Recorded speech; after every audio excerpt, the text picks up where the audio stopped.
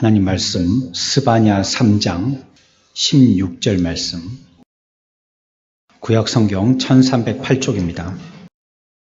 그날에 사람이 예루살렘에 이르기를 두려워하지 말라.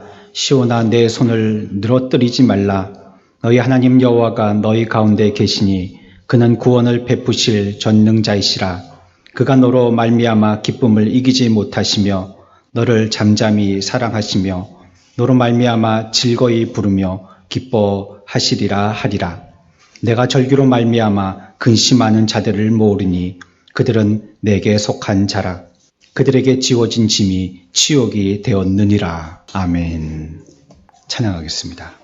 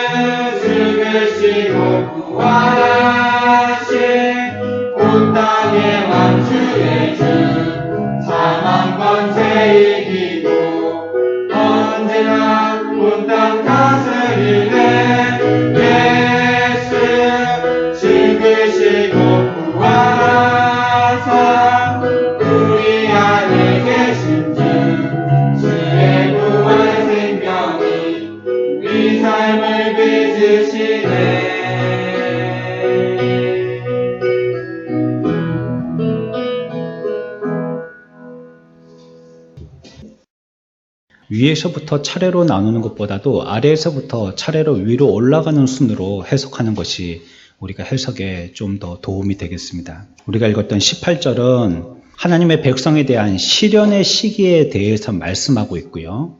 그 위에 17절은 여기에 대해서 위로하는 말씀을 하고요. 그 위에 16절에서는 이로 인한 담대한 어떤 행동이 있어야 될 것인지를 이렇게 얘기하고 있습니다. 물론 순서대로 해석을 하고 이해하는 것도 도움이 되지만요. 오늘은 앞에서 제가 말씀드린 것과 같이 역순으로 18절, 17절, 16절 이런 식으로 해서 말씀을 생각해 보도록 하겠습니다. 이스라엘의 절기 동안에 잔치와 제사로 온 나라가 기쁨에 넘쳐나게 됩니다. 우리나라도 그렇죠. 어떤 절기, 명절이 되면 온 나라가 떠들썩하잖아요. 미리부터 준비하기 시작해서 이스라엘 절기도 그와 같이 지킵니다. 그런데 그 절기가 치욕을 당했다라고 성경은 이렇게 표현하고 있어요. 하나님께 드려지는 절기, 우리나라의 명절이라고 그러면 우리 조상에게 명절을 지내죠. 그렇지만 이스라엘은 절기를 지낼 때에 하나님께 명절을 지내니까요. 하나님께 지내게 되는 이 명절이 치욕을 당하게 됐다. 이렇게 성경은 설명하고 있습니다.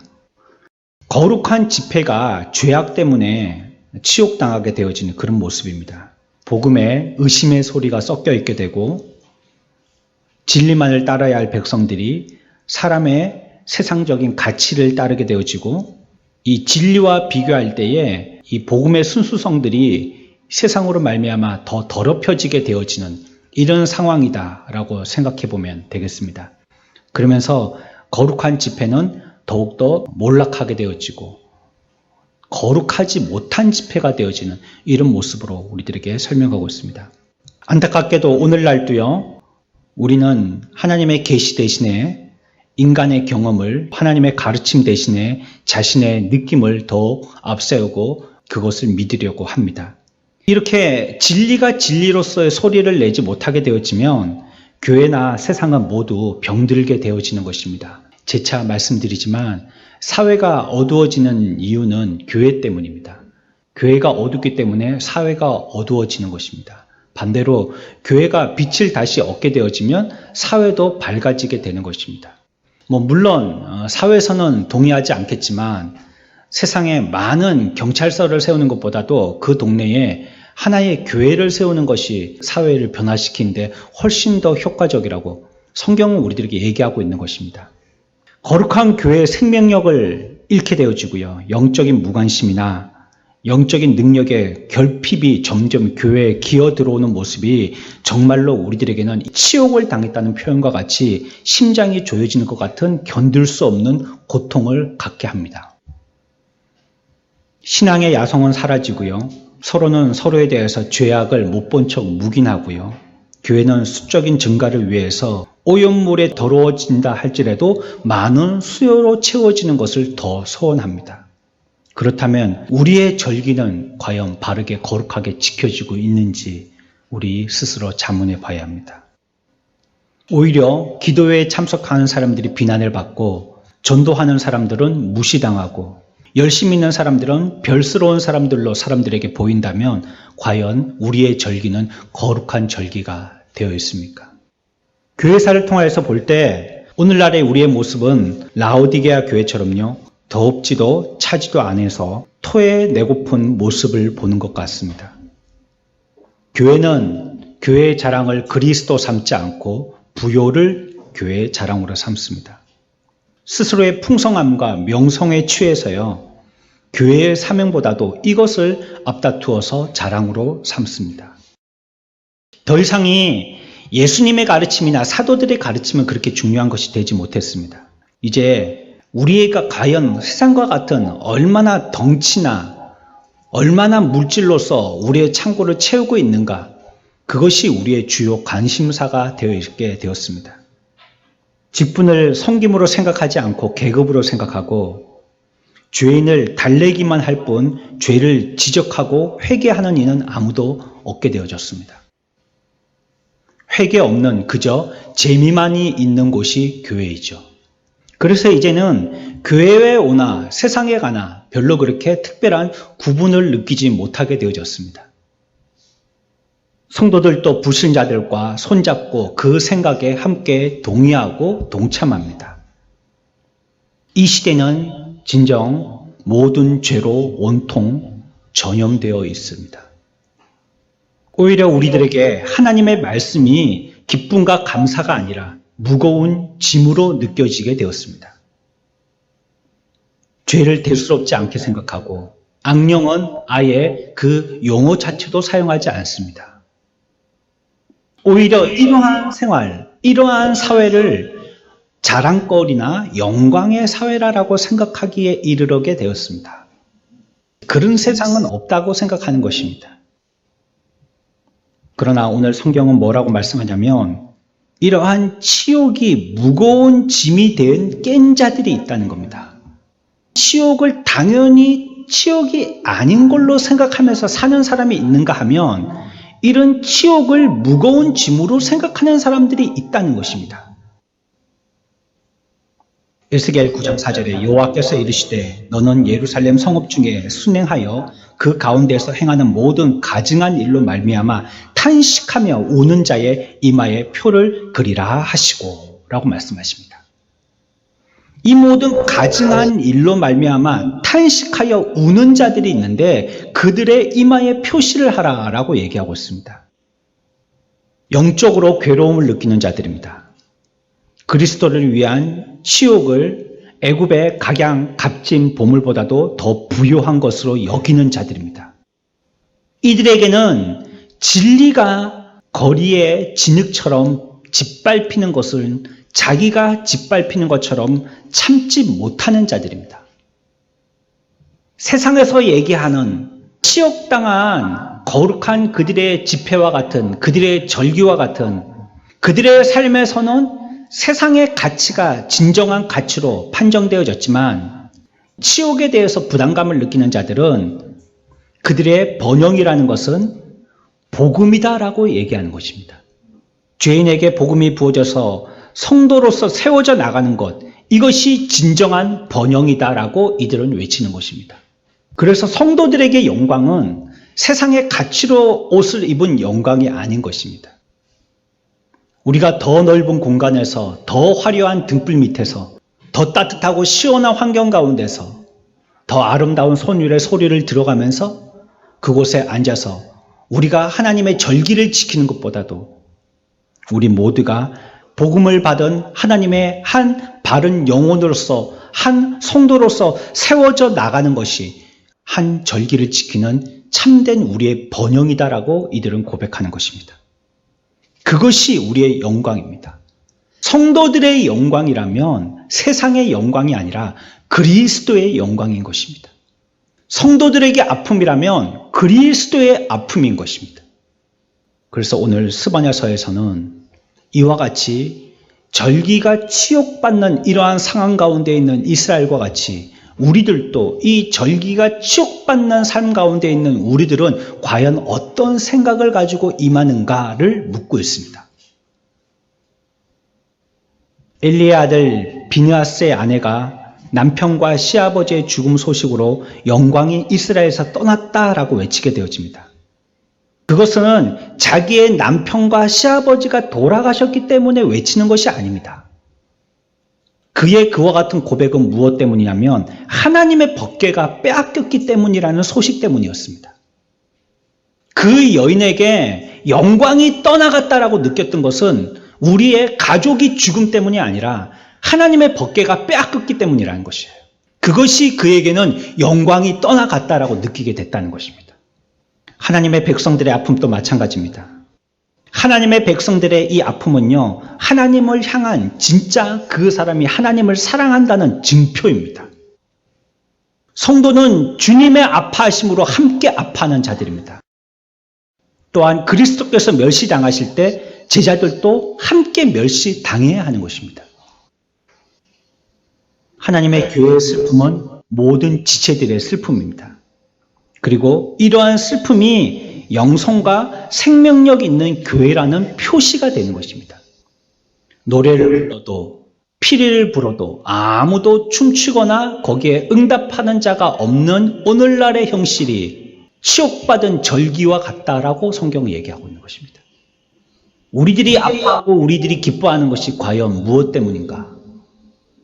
우리 남편이나 우리 가족이 잘 되었을 때 우리들은 그것을 영광이라고 생각하는 것인지, 하나님의 나라에 치욕이 돌아갈 때 그것을 우리들은 치욕이라고 생각하는 것인지 성경은 우리들에게 질문하고 있는 것입니다. 영적이지 않은 사람들은 진리나 은혜나 교회에 대해서 별로 관심이 없습니다. 그들은 자신의 이익이나 물질이나 사람들 앞에서 체면만이 중요할 뿐입니다. 하지만 영적인 사람은요, 진리가 버림받는 것을 보는 것보다도 차라리 자기가 핍박받는 것을 더욱더 원합니다. 영적인 사람에게 주님의 집이 자기의 집이고 주님의 가족이 바로 자기의 가족인 것입니다. 그가 당하신 고통이 자기의 고통이라고 느끼는 것입니다. 영적인 사람에게 수치는 교회가 천해지는 것입니다. 영적인 사람에게 복음은요, 이 세상을 다스리지 못하는 것에 대한, 복음이 세상을 다스리지 못하는 것이 그에게는 너무나도 큰 수치와 아픔이 되는 것입니다.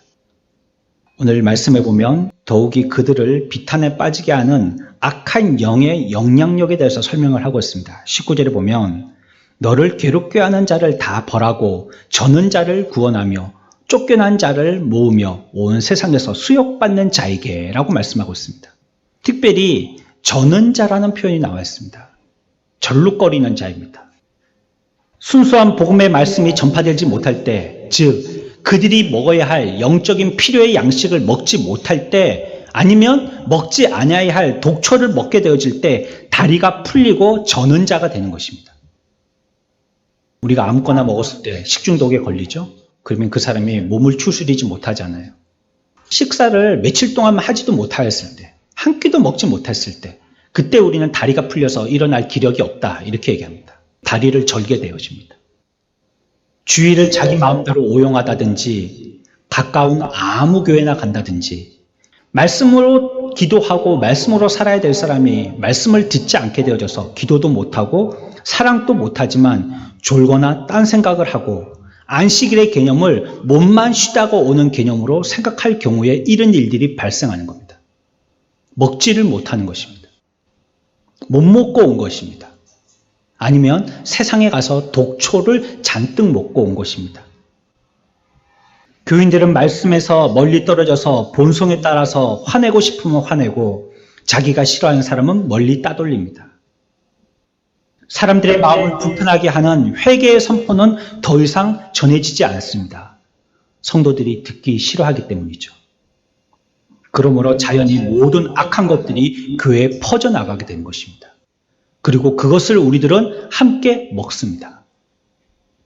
어항에 헤엄치고 있는 금붕어들과 같이 물이 오염되면 자기가 아무리 깨끗한 물을 마시고 싶어도 오염된 물을 마실 수밖에 없는 것입니다. 교회라는 공동체가 이와 같이 푸른 초장을 공급하지 못하면 모두 한꺼번에 독초를 내고 먹게 되는 것입니다. 하지만 성경은 우리들에게 소망을 주십니다. 하나님의 백성들이 이런 악한 상황에 처해 있다 할지라도 소망을 잃지 말 것을 얘기합니다. 주님께서 방황하는 백성들을 회복시켜 주시겠다고 약속하고 있기 때문입니다. 우리들은 이것이 너무나도 송구하지만 너무나도 감사한 말씀입니다. 항상 우리들의 죄는 지적당하고 있어요. 그러나 죄가 지적당함으로 우리들은 낭패를 당하고 절망적이지 않습니다. 왜냐하면 또 다른 소망의 문을 열어두셨기 때문입니다. 17절에서 말씀하고 있어요. 이 악한 시대에 우리의 큰 위로는 하나님께 있음을 얘기합니다. 우리 다 같이 한번 해보겠습니다. 우리의 위로는 여호와 하나님이십니다. 여호와 하나님이십니다. 다른 것으로서 위로를 삼지 않고 있어요. 여호와 하나님이 우리의 위로라라고 성경은 얘기하고 있습니다. 하나님을 소유한다는 것은 만유에서 더 크고 더 많은 것을 소유했다는 뜻입니다. 이 세상에서 가장 가치를 소유했다는 뜻입니다. 그 말이 바로 하나님을 소유했다는 말입니다. 그분의 모든 지혜와 통찰력, 그분의 모든 능력과 불변함, 그분의 모든 것이 바로 우리의 것이 된다는 것입니다. 우리가 아무리 가난하다고 할지라도 우리는 하나님을 소유했기 때문에 한없이 부유한 자인 것이에요. 모든 것을 다 가지신 하나님이 우리와 함께 계시다라고 얘기하고 있어요. 우리는 예수님께서 이 땅에 오셨을 때에 그의 이름의 뜻을 천사를 통하여서 설명을 들을 때 그 이름이 바로 임마누엘이라고 해석하게 되어지는 설명을 듣습니다. 그 뜻은 무엇입니까? 하나님이 우리와 함께 계시다는 뜻입니다. 모든 것의 주인이시고 모든 것보다 더 많이 가지신 주님이 우리와 함께 하신다는 것이 이 시대에 우리에게 진정한 위로가 되는 것입니다. 비록 그 육신의 임재는 우리와 떠나가셨지만요, 그분이 영원히 영적인 임재를 통하여서 우리와 함께 하신다라고 성경은 우리들에게 얘기하고 있습니다. 지금은 성령께서 계셔서요, 우리를 깨우치시고 확신하게 하시고 소생시키시고 능력으로 부여하여 주시고 위로하여 주시고 계십니다. 주님은 우리 가운데 여전히 역사하고 계신 것입니다. 그러므로 우리가 예배할 때 기억할 것이 있습니다. 만군의 여호와께서 우리와 함께 이 자리에 계신다는 것입니다. 우리가 예배하는 이 자리에 만군의 하나님이 함께 하신다는 것입니다. 여러분들 이것이 잘 실감이 나지 않으시죠? 이렇게 한번 생각해 보세요. 여러분들 가운데에 우리가 전쟁을 하려고 지금 일선에 서 있어요. 옛날의 전쟁은요, 지금처럼 참호에서 하든지 적이 보이지 않은 저 아득한 멀리에서 미사일을 날리든지 이렇게 전쟁하지 않았어요. 황량한 들판 가운데서 적과 조우하면서 싸웠습니다. 서로 그들의 얼굴을 맞대고 싸웠어요. 싸우기 직전에 도열하죠. 줄을 서서 상대를 갖다가 그들에게 기를 죽이는 거예요. 우리는 이만큼, 우리 세년 이 정도 돼 하면서 막 소리도 지르고 쭉 줄을 서 있습니다. 상대편도 우리들에게 그렇게 위세를 떨치면서 줄 서 있죠. 하지만 전쟁에 나가기 위해서 모든 사람들이 모든 전투복을 입고 준비하고 나갔지만요, 그들의 마음은 아직 준비되어 있지 않은 사람들이 많습니다. 여러분들 전쟁의 제일 앞에 서서요, 죽을지도 모르는 자기의 상황, 자기의 가족들도 생각날 것이고 자기가 지금까지 준비하고 있었던 일들도 생각날 것이고, 그런 상황 가운데서 곧 전쟁이 치르게 되어지면 칼이 내 배를 뚫고 지나갈지도 모르는 두려움 가운데 있지 않겠어요? 물론 빨리 싸워서 이겨야 되겠다는 용기 있는 사람도 있겠지만요, 저 창과 칼이 나를 뚫으리라는 것 때문에 두려워하는 사람들도 있지 않겠습니까? 그런데 그때 우리의 왕이 왕궁에 들어가서 전쟁을 이기나 지나 망원경으로 쳐다보는 것이 아니라 우리의 왕이 우리와 똑같이 칼과 방패를 가지고 줄 가운데에 서 있다라고 생각해 보세요. 우리가 용기가 나지 않겠어요? 우리에게 힘이 솟지 않겠습니까? 여호와 하나님이 이 시대 가운데 우리와 함께 하신다는 말씀은 그런 말씀입니다. 지금 우리 가운데 함께 하신다는 거예요. 저 멀리서 쳐다보거나 관망하거나 코치만 하고 계시지 않고 우리가 살고 있는 삶의 현장 가운데 함께 하신다라고 얘기하고 있습니다. 그래서 우리들은 그 하나님께서 우리와 함께 하심에 대해서 그분을 근심시켜서는 안 될 것입니다. 또한 그분이 우리에게서 떠나가도록 해서도 안 될 것입니다. 우리 가운데 계신 하나님은 구원의 능력이 넘치시는 분이시기 때문에 우리는 그분으로 인해서 위로를 얻는 것입니다. 그래서 우리는 그분께 이렇게 기도해야 합니다. 하나님, 냉담하여서 차가와 죽은 시신과 같은 교회를 하나님께서 소생케 해달라고 기도해야 합니다. 세상의 사상과 형식주의에서 교회가 점점 시들어가는 식물과 같이 되어 있는 이런 상태에서 구원시켜달라고 기도해야 합니다. 왜? 하나님은 구원의 능력이 하나님이시니까. 말씀을 듣고도 지금까지 살아왔던 자기의 방식을 버리지 못하고 계속적으로 죄를 거듭하는 우리의 삶들을 구원시켜달라고 하나님께 기도해야 할 것입니다. 여러분들의 노력으로는 되지 않습니다. 하지만 구원의 능력이 하나님이 우리와 함께 하시기 때문에 이 일이 가능하다고 성경은 약속하고 있는 것입니다. 조직의 규모보다요, 회심에 대해서 기도하고 관심을 기울여야 합니다. 정말 내가 믿고 있는 회심자인가? 내가 정말 진실되게 하나님을 의지하고 섬기고 있는 사랑의 사람인가? 그렇지 않고 나는 그저 교회만 출석하는 사람인가? 그분은 자기의 독생자의 피를 통해서 영혼들이 구속받고 성령에 의해서 소생되는 것을 바라보시고 기뻐하고 즐거워하고 계십니다. 여러분들, 주님의 일을 하는 목자의 심정을 한번 헤아려 보신 적이 있으신가요? 목사가 어느 때에 그의 모든 수고와 고통을 씻게 하는 무한한 행복을 느낄까요? 어떨 때일까요? 양복 선물 받았을 때일까요? 맛있는 고기 사줬을 때일까요? 아니면 좋은 경치에 관광 갔을 때일까요? 어느 때일까요? 성경의 표현대로라면요, 그가 너로 말미암아 기쁨을 이기지 못하시며, 이 말이 가장 정확한 표현이라고 생각되어집니다. 한 영혼이 주께로 돌아와서 행복하며 환희에 찬 예배자가 되는 것보다도 목사에게 더 큰 기쁨은 없습니다. 비록 교회가 초라해도, 교회가 학구방같이 장식이나 치장은 되어 있지 못하다 할지라도 구원받아야 할 모든 성도들이 주님 앞에 나와서 기쁨으로 찬양하고 그 성도들이 말씀으로 점점점 양육되어 갈 때, 그때에 목사는 가장 행복해하는 것입니다. 이 심정은 비단 사람인 목사의 마음일까요? 주님도 동일한 마음이다라고 생각되어집니다. 그래서 애통할지라도요, 소망을 잃은 사람처럼 너무 슬퍼하지 마십시오. 하나님이 슬퍼하지 않고 기뻐하실 뿐만이 아니라 기쁨을 이기지 못한다라고 얘기하시고 계시기 때문입니다.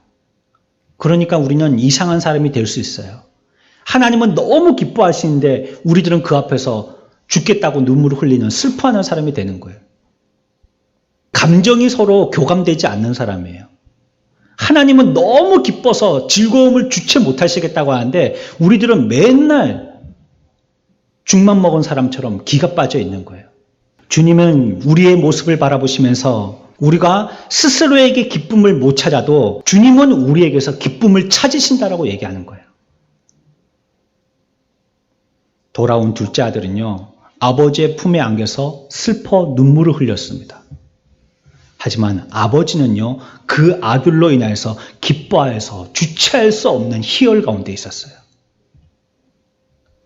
그래서 우리들은 믿음으로 바르게 당당하게 서야 합니다. 원수로 인하여서 좌절하지 말아야 합니다. 비록 우리의 절기가 치욕을 당해도 오히려 담대히 떨치고 일어나 용기를 가져야 합니다. 물론 우리가 전장에서 조금 밀릴 수 있어요. 하지만 다시 우리의 군열을 재정비하여서 반격해야 하는 것입니다. 언제까지 우리가 밀려 있을 수는 없는 것입니다. 하나님은 그리스도 안에서 우리를 보시면서 잠잠히 만족하십니다. 우리들은 서로가 원하는 모습에 이르지 못했다라고 얘기합니다. 하지만 우리는요, 느리지만 분명히 하나님 앞으로 나아가고 있는 자들입니다. 주께로 가까이, 주께로 가오니 주님 앞에 나아가고 있는 자들이에요. 아기들은요, 엄마가 씻길 때 괴롭다고 웁니다. 이렇게 아이들 욕조가 있잖아요. 우리 교회에 이제 막내가 생겼죠. 다율이 이제 이렇게 목욕시킬 때 조금만 목조에다 넣겠죠. 그래갖고 이제 엄마가 이렇게 손을 담가 보겠죠. 따뜻한 물, 찬물 이렇게. 그래갖고 또 옆에다가 이제 헹굴 물도 이렇게 준비해 두겠죠. 오래전 일인데 다 기억이 납니다. 이렇게 준비해 두겠죠. 타월도 준비해 두고요. 또 여름일지라도 바람 통해 갖고 혹시 감기 될까 싶어서 문을 꼭꼭 닫고요. 이렇게 준비를 하죠. 엄마는 미리 손을 깨끗이 씻고요. 그리고 앉혀놓고 애를 닦는데요. 애가 누워서 젖만 먹고 잠만 자는데, 그런데 애들 왜 이렇게 때가 많이 나오는지 모르겠어요. 문지르면 막 지우개가 나옵니다. 뽀독뽀독 문지를 때마다. 특히 이 접히는 부분이 있죠. 이렇게 팔, 목, 겨드랑이, 다리 뭐 이런 데 자꾸 문지르면 아이는 미쉐린 타이어 그 그림처럼 이렇게 막 토실토실한데 그 접힌 부분마다 문지를 때마다 때가 뽀독뽀독 나오죠. 근데 아이들은요, 엄마는요, 그걸 보고 웃으면서 재밌다고, 그쵸? 아이고, 깨끗하네. 아이고, 예쁘네. 아이고, 시원하네. 이렇게 하는데, 애는요, 발부둥을 칩니다. 아프다고. 아이, 그만 좀 해요. 아파요. 그만 문질러요. 아니면, 이 물의 온도는 나한테 안 맞아요. 막 그러면서 막 짜증을 부리면서 말은 못하지만, 눈물을 흘립니다. 아이는 괴롭다고 우는데요, 엄마는 즐겁다고 웃습니다. 그리고 그 아이를 잠잠히 사랑의 눈으로 쳐다보는 것입니다. 왜? 조금만 참으면 훨씬 깨끗해지고 예뻐질 것이기 때문이에요. 교회가 고난을 받고 핍박을 통한다 할지라도 이를 통하여서 하나님이 깨끗이 씻음을 통하여서 하나님 앞에서 사랑스러운 눈에 그러한 교회가 되어지도록 하나님은 우리를 씻기시고 하나님은 그와 같은 눈동자로 우리를 바라보시는 겁니다. 저와 여러분들이 고통을 당한다 할지라도 하나님이 떠나 계신 게 아니에요. 비록 우리가 우리의 절기가 치욕당하는 그러한 모습에 우리는 고통스러워하고 힘든 자들이 되어 있지만 그러나 하나님은 우리와 함께 하시고 우리의 때를 씻으시면서 사랑의 눈으로 우리들을 보신다는 거예요. 잠잠히 우리를 사랑하신다라고 표현합니다. 그리고 그 기쁨을 이기지 못하신다라고 얘기하고 있는 거예요. 더 놀라운 것은요, 여호와께서 어떻게 하시느냐, 노래를 부르신다는 겁니다. 17절 끝에요. 즐거이 부르며 기뻐하시리라. 즐거이 노래하신다라고 표현하고 있어요. 여러분들 하나님이 노래하시는 거 들어보셨어요? 이 세상이 창조되어지는 사건만큼이나 위대한 사건이 있을까요? 세상을 창조하신 사건보다 더 큰 사건이 있을까요? 그러나 하나님께서 이 세상의 위대한 전무후무한 창조를 말씀으로 다 행하시고 나서 하나님이 뭐 하셨어요? 그저 심히 좋았더라 말씀만 하셨어요. 그냥 내가 만들어 놓은 세상을 보니까 참 좋네라고 말씀하신 거예요. 그런데 절기에 대하여서 치욕을 당하고 고통스러워하고 그 믿음을 지키면서 신앙을 부여잡고 있는 하나님의 백성을 사랑의 눈으로 보시면서는 뭐라고 하신다고요? 노래를 부르신다는 겁니다. 세상을 만들고도 노래하지 않으셨는데 저와 여러분들을 보고는 노래하신다는 겁니다. 우리의 삶을 통하여 하나님은 노래하신다는 것이에요. 그래서 우리들이 하나님의 백성으로서 지켜야 할 일이 있습니다. 우리에게 지워진 이 짐을 슬퍼하지 말고 오히려 우리의 짐을 내려놓게 하시는 위대한 분, 우리의 짐을 대신 지신 그리스도 안에서 기뻐하는 자가 돼야 돼요. 그러면서 하나님의 백성으로서 해야 될 것 세 가지가 있습니다. 첫 번째, 행복해하는 것입니다. 같이 해봅시다. 행복해하자. 행복해하자. 14절에서 뭐라고 얘기하고 있습니까? 시온에 따라 노래할지어다. 이스라엘아 기쁘가 부를지어다. 예루살렘 따라 전심으로 기뻐하며 즐거워할지어다. 아멘. 행복해하라라고 얘기하고 있어요. 믿음의 사람만이 쓴 잔을 마셔도요, 기쁨으로 노래할 수 있습니다. 대적들이 더 강할수록 우리는 주님 안에서 더욱 즐거워할 수가 있는 것이에요. 수많은 페르시아 군병들이 있다는 말을 알렉산더 왕이 듣게 되어집니다. 저 페르시아인들은 저렇게 많습니다. 우리는 너무 그에 비해서는 열세입니다. 라고 얘기했어요. 그러자 알렉산더 대왕이 이렇게 얘기했어요. 한 명의 푸죽간 주인이 무수한 양떼를 두려워하는 것을 보았소. 그렇게 하자 그 사람, 옆에 있던 사람이 다시 얘기했어요. 그 많은 페르시아인들이 활 시위를 당기면 태양이라도 어둡게 만들 것입니다. 그들의 숫자가 얼마나 많은지. 그러자 알렉산더 대왕은요, 다시 이렇게 얘기했어요. 어둠 속에서 싸운다면 더 쉽게 승리할 수 있을 것이오. 우리는 하나님이 어떤 분인지 알고 있습니다. 한 사람이 만 명의 악한 영과 싸워야 할지라도 그래서 주님께 더 영광을 돌릴 수 있게 되어지는 것입니다. 우리의 삶은 열악합니다. 우리의 형편은 더욱더 어려워져만 갑니다. 예수를 믿는데 우리의 상황들은 더욱더 안 좋아져만 갑니다. 그러나 그 가운데에서도 우리들은 즐거워하고 기뻐할 수 있는 것이 주님이 우리와 함께 하시기 때문에 우리의 삶을 통해서 그 큰 대적이 클수록 승리도 큰다는 확신이 주를 통하여서 우리 가운데 있기 때문입니다. 두 번째 우리가 해야 될 것은요, 두려워하지 않는 것입니다. 16절에 그날의 사람이 예루살렘에 이르기를 두려워하지 말라. 여러분들이 이 배를 타고 항해할 때요, 두려워할 수 있습니다. 특히나 풍랑이 일 때 그렇죠. 배 타고 고생하시는 분들도 계시죠. 듣기로는 제가 정확하게는 모르겠지만 배가 육지에서 바다로 향하여 나갈 때 그때 풍랑이 더 많이 친답니다. 바다에서 육지로 들어올 때보다. 사람들이 고생을 합니다. 그런 멀미는 뭐 전무후무하대요. 버스 같으면 내려가지고라도 조금 쉬죠. 비행기는 또 그만큼 멀미는 많이 나지 않잖아요. 근데 배는 계속적으로 파도 타고 올라갔다 내려갔다 올라갔다 내려갔다 끝없이 하니까요. 어떤 사람은 탈 때부터 화장실 변기를 안고 타는 사람들이 있어요. 끝날 때까지 3시간, 4시간을. 우리들은 그것을 보고 어떨 때는 멀미 때문이기도 하지만요. 창 쪽에 치는 파도를 보면서 두려워합니다. 이 배가 금방이라도 전복될 것 같이 두려움에 휩싸입니다. 안 좋았던 많은 배에 관련된 사고 소식들이 막 기억되면서 두려움에 휩싸이게 되어집니다. 그런데 우리가 용기를 얻을 수 있을 때가 있습니다. 선장이 어떻게 하고 있느냐를 보면 용기를 얻을 수 있는 거예요. 만약에 선장이 휘파람을 불면서 운전을 한다면요, 우리는 용기 있게 배에 탑승해도 되는 겁니다. 선장이 벌벌 떨고 있다면 우리도 벌벌 떨어야 돼요.